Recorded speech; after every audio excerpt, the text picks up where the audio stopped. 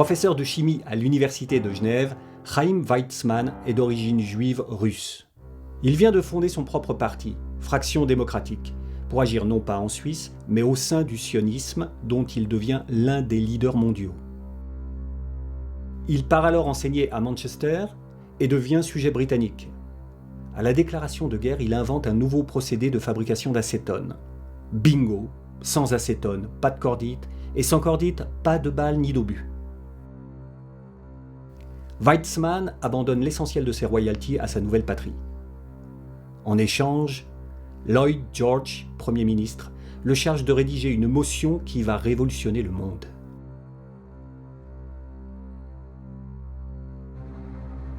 Signé par Lord Balfour, le Royaume-Uni s'y déclare favorable au regroupement des Juifs en Palestine, dans le respect des autres religions musulmanes et chrétiennes.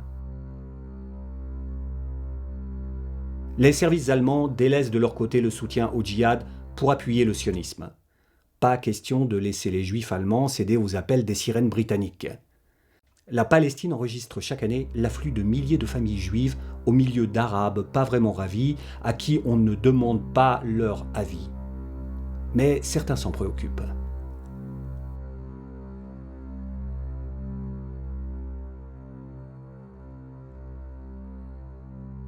Prima donna des services britanniques au Moyen-Orient, Lady Gertrude Bell a un point commun avec Chaim Weizmann.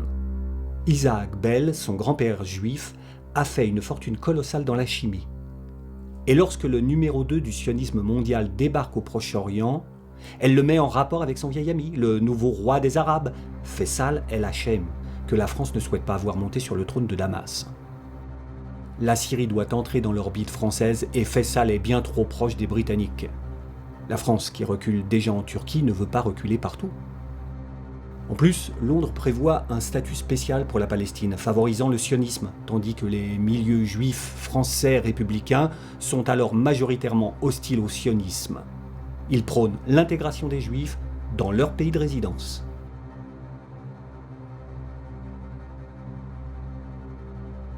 Faisal et Weizmann concluent alors un pacte.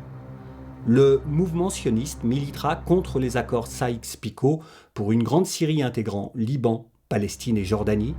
En échange, Faisal s'engage à protéger les Juifs en leur offrant un abri sûr en Palestine. L'apport de nouveaux habitants, mieux formés et financés, doit booster le développement arabe.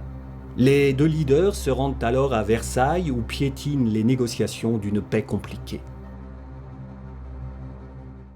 Le président démocrate américain Woodrow Wilson veut remplacer les guerres par un mécanisme de règlement des conflits, une sorte de tribunal pour État sur une idée du franc-maçon français Léon Bourgeois qui s'appellera Société des Nations.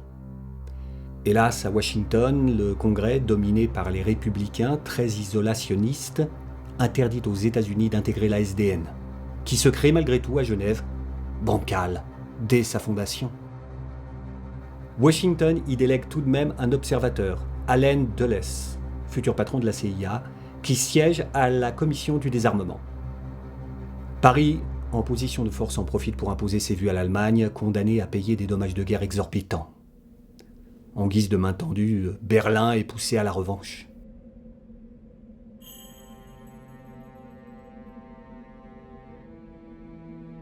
Idem en Syrie, où la France maintient son opposition au couronnement de Faisal, réduisant à néant l'espoir d'une union judéo-arabe.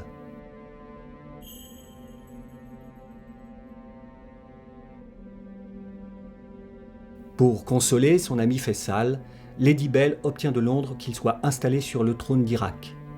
Pour ne pas que la couronne aille aux chiites, ce qui finirait en théocratie, explique-t-elle. Du coup, la majorité chiite se révolte contre l'arrivée d'un sunnite, et Londres doit faire donner la troupe. Abdallah el-Hachem, jeune frère de Faisal, est nommé émir de Transjordanie, tandis que l'aîné, Ali, devient shérif de la Mecque, fonction familiale depuis 5 siècles. Mais si les Hachémites montent sur les trônes arabes, la mainmise anglo-française, chrétienne, remplace celle des Turcs qui, eux, au moins, étaient musulmans. Atatürk est appelé à l'aide, mais refuse d'intervenir hors de Turquie.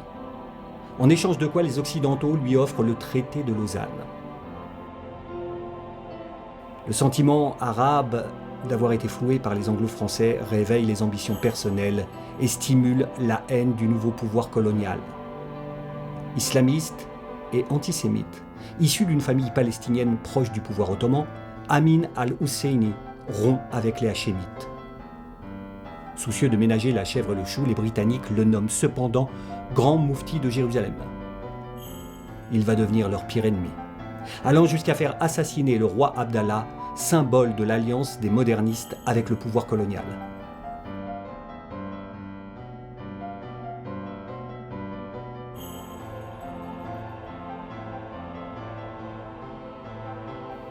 Même sanction dans le désert d'Arabie, où la famille Saoud se rebelle contre le shérif de la Mecque, Ali, le frère aîné, et fonde l'Arabie saoudite, avec le soutien actif de St. John Philby, l'ancien espion britannique converti à l'islam et devenu l'agent des Américains et de la toute-puissante Aramco.